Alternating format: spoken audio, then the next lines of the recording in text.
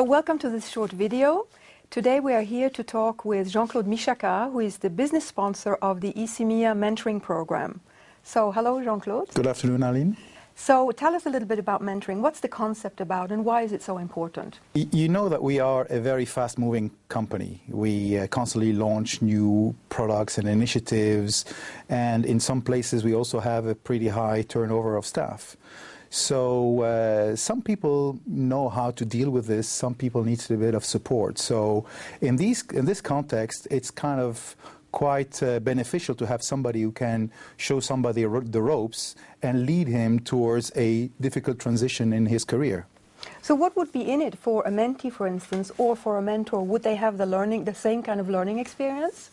I'm going to give you, instead of doing it a very theoretical answer, I'm going to give you an example of somebody that I have mentored and what it meant to him and to me. It was a successful individual in Russia, in a subsidiary in Russia, who kind of came to a plateau in his career, and I've been asked to help him to further develop himself. So we looked at what he could be doing apart from his main job, and we gave him an assignment. And funny, he came to me and said, "Well, are you going to make an announcement?" And I said, "Hang on, you are missing the point. What I would like you to experience is the capability of showing your leadership outside of a formal command chain." And when we did the review a year later, he told me that this was the best learning experience that he has had. So it was kind of very big, different cultural change in his way of working. And for me, it was very important to see that I had a positive contribution on somebody. And we are somewhere in our careers now where money and power is not really important anymore. It's the contribution that we make to individuals and the contribution that we make to the business. So that's the perspective of, let's say, a mentee. What about a mentor? What would he get out of something like that in terms of learning? That's as I mentioned, it's the personal satisfaction that you get, of seeing the contribution that you have on an individual. So Jean-Claude, can you give us an example of where mentoring was useful to strengthen some professional skills? So I'm going to give you again an example on the sales side, because this is what I have experienced the most in my career. If you look at typically a sales career, you have two major breaking points. One is when somebody moves from a successful individual contributor to becoming a team leader, where he has to start now to rely on the intelligence of other people and guide them properly so that the whole team become more successful. So that's kind of one major step where mentoring can help. And the second one is then when you start to manage a much bigger organization with remote people, and we start to see that happening more and more. And here you can no longer rely just on the fact of the informal network in the organization. You have to become very formal. You have to be clear about your vision, your strategy, how you want things to execute. So when people that are in remote location have a question, they can go back to exactly what you have set for them and take decisions on their own without having to come back to you all the time. So these are the two key points where I see that mentoring can help somebody to move on in his sales career. Okay, very interesting. And so if you wanted to list the key skills of a good mentor, what would that be? You have to start with the fact that he needs to be in front of a mentee that has recognized that he needs help, because that's very important. Once you have that as a baseline, you can, a mentor needs to first be a very good listener. He needs to have good psychological skills.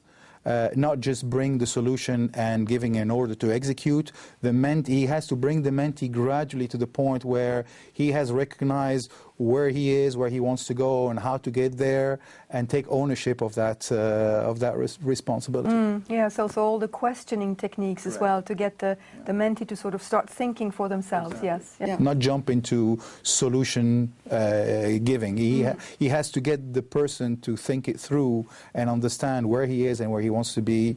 What are actually the things that stops him from getting there? How do you remove those roadblocks? in order to move ahead. Yeah, yeah, exactly. I've seen also in other mentoring programs where people really get the opportunity to test their own knowledge, because when you have to teach somebody, when you have to explain it to somebody, you often sort of have to review how do I know this and what do I actually know. So that was an interesting example. And so if you had to describe the super duper mentor, what would that person look like? What are the skills required to be a super mentor? So let's start with the mentees first. I mean, you have a lot of people who are, as I said, getting to a plateau or needs to instill a change in their career and getting to the limits of their toolbox and their skill set. A good mentor will be able to understand the shortcomings of this person, where he needs to go, and help him to gradually, I would say, deprogram himself, because sometimes you get to a point where the skill set that you have acquired is not going to help you to get to the next level. So you have sometimes to deprogram yourself, learn new skills in order to be able to be on the next launching path to success. So, Jean-Claude, what should an employee think about if they wanted to get into a mentoring program? Okay, so I would recommend him to first have a discussion with his direct line manager. We absolutely need to have the support of his direct manager to manage that transition. And then I think one of the best tool is to go through a 360-degree assessment so that we understand what is the current state in order to be able to better assess where we want to take him to. So that's kind of a pretty obvious thing to do. Yeah.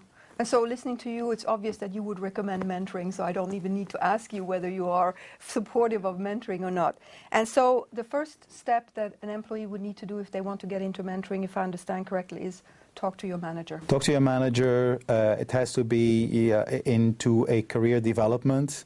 We definitely need to have an understanding of how this individual is ticking in the team and where do you want to take him. So this 360-degree assessment plus the manager's feedback is pretty important for us to be able to start. Great. So I think now we know much more about mentoring and at least your experience as well. So thank you very much, Jean-Claude, for your time. Thank you.